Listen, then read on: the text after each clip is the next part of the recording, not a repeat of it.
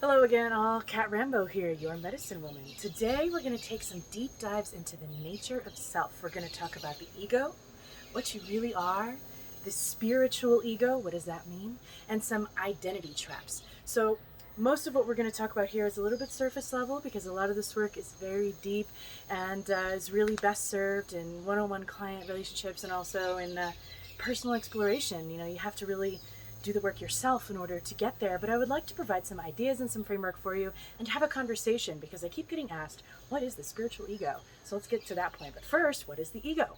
So the ego is a system of thought. We all have a definition about what the ego means. That guy has such a big ego, he is so rude. What does that really mean? What does the word ego actually mean? So there are many definitions out there, depending on what form of psychology, philosophy, ideology, theology you subscribe to. I would like to keep it super simple. I love simplicity. So for me, and in my work, the ego is a system of thought. It refers to everything that identifies yourself.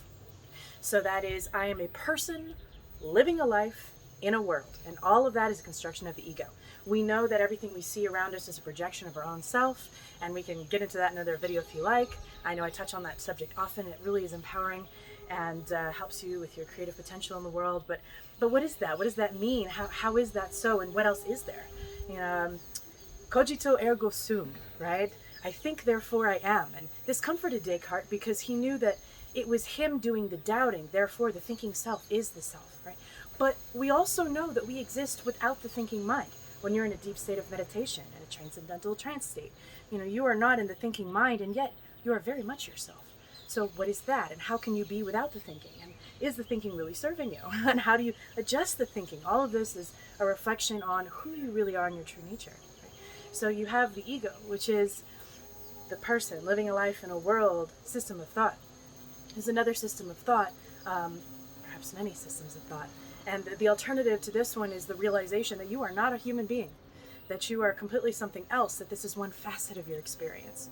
And the possibility of tapping into the part of you that recognizes that has tremendous potential. We would call that the spirit self, the Holy Spirit, whatever it is that you're into, higher self, it doesn't matter, whatever you name it. We recognize that there's an other self outside of the limited perception of being a person living a life in a world. So what then is the spiritual ego? So it is not a distinct thing so much as it is a specialized form of the ego. So the ego saying, I'm referencing that I am a self, right? The spiritual ego says, I've been on the spiritual path for a very long time. I recognize that I am not just the human self, and I recognize that there's so much more to the world, therefore I know better. Right? This can look like looking down on others who are not on your same path. This can be judgment about things that don't occur inside of what you define as your new reality and your new perspective. So this can also look like damaging for self-reflection. For example, I know better. Why am I still experiencing this? Why am I still saying these things? Why is this thing still showing up in my life? I'm going to judge myself for that and say I'm not advanced along on my path. I shouldn't be getting sick because I'm enlightened, right? So all of that is also a facet of the spiritual ego. So the spiritual ego is not a distinct thing. It is a specialized form of the ego. And it is also still a function of the ego. Judgment comes from the ego self, from the little mind self, from the part of you that thinks you're a person living a life in a world. So let's talk about identity and what that means. So if there's so much more to you than just this person, this body, this name, your thoughts, your emotions, if there's so much more to you than that, then what are you really? That's a question that you have to answer for yourself. To speak of the Tao is not to know it. You need to deep dive and ask your real self, what am I? Who am I? And be okay with not knowing and not being able to rationalize and conceptualize and answer for that with a mind that is limited, not just a part of that bigger picture. So identity traps, right? This is how we get into identity traps. We start to identify with what we feel as ourself. I am Kat, and I am a female, and I live in a pale-skinned body, and I currently live in Mexico. Sometimes I live in the US, and I work in transformation, and all of that is who I am, but it's not. All of that is a facet of my experience. If I suddenly had my legs chopped off, would I still not be Kat? Is this really all I am? And the answer is no, it's not. So we trap ourselves by considering some facet of our circumstances to be our identity. I am not just a person with the name Kat that has a body in a world called Earth, none of that is just who I am. So my profession, my gender, my preferences, all of this is not who I am. It's just a condition of my experience, no matter how real, tangible, and personal it can feel. So what happens when we release this is we allow ourselves the grace of change, right? We can be something more. We can do something different because we're not limited by what we believe that we really are. We expand our possibilities because we've expanded our concept of ourselves. We do this to others too. He is mean. Well, if you put him in that box and give him that label, he can never occur as anything other than that to you. If you want someone to change, you can't consider them to be identified with some label. So release the label on others. Release the labeling on yourself. That's judgment making, right? And we can do a whole section on judgments. Fascinating topic, how we make meaning in our life and create judgments.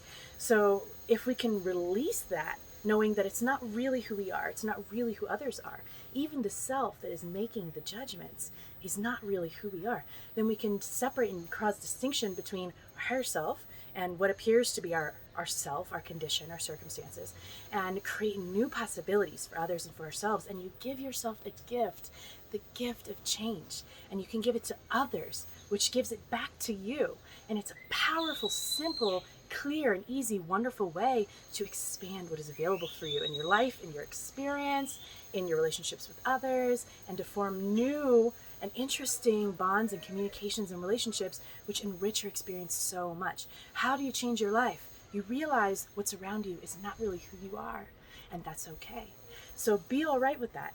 You say yes to that and allow for the process of change. When you trap yourself or someone else in an identity, you become subject to the correctness of it.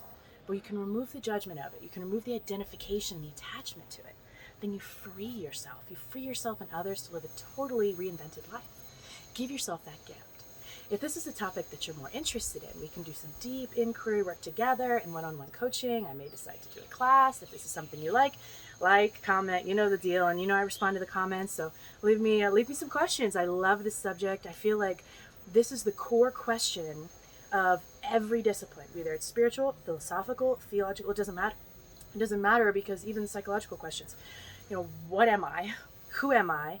Is there more? What is that? What is my relationship to the bigger, more, whatever? And deep inquiry can give you all the answers. You are already pre-equipped with everything that you desire to know. And you desire to know it because the answer's already in there. It's helping you, guide you to find it. And a coach helps. Deep inquiry helps. Meditation helps. There are millions of tools out there. Find one that works for you and find yourself. Find what that means for you. You don't need to go out into the world to discover yourself. The answers are already in there. And they can be so simple. It doesn't have to be complicated or hard. And I know you're capable of it. If I am, I know surely you are. And the answers are so enriching, so fulfilling, and so rewarding, and so outside of the concept that we have limited ourselves to in this plane that it may blow your mind completely. So leave me some comments and some questions. I love to answer them. And if there are any subjects related to this idea, how to change your belief about who you are, how to release identification for yourself and others, how to form a new self-identity, what does that even mean, Kat? Help me here. Then send me a message and maybe we can work on that in coaching. Or if you like it, put a comment and maybe I'll make a class, whatever it is that you feel. And today I hope you discover that you are capable of so much more than you realize, because you already are so much more than you think you are. I love you. I hope you have a beautiful day. See you soon.